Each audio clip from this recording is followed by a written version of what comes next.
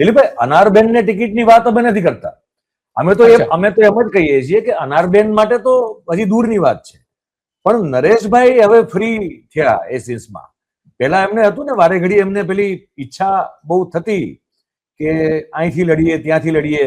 તમને તો યાદ હશે, તમને બંનેને ખબર યાદ હોવું જ જોઈએ, બહુ દૂરની વાત નથી આ. બહુ હું જે કહી રહ્યો છું બહુ જવાબદારીપૂર્વક કહી રહ્યો છું.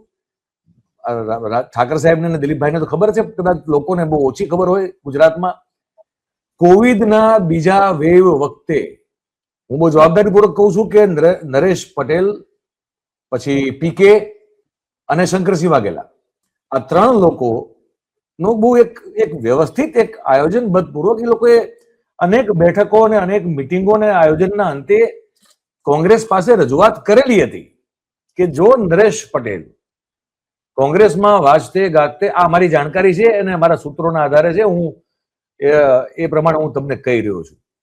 આ કોવિડના સેકન્ડ વેવ વખતની વાત છે, બહુ ખતરનાક વેવ હતો, એને આળા ગાળાની વાત છે કે જો નરેશ પટેલ કોંગ્રેસમાં વાજતે ગાજતે પ્રવેશ કરે તો પીકેની ગેરંટી એવી હતી કે ભાઈ સરકાર બની જશે, આ સરકારને ઉથલાવી નાખશું.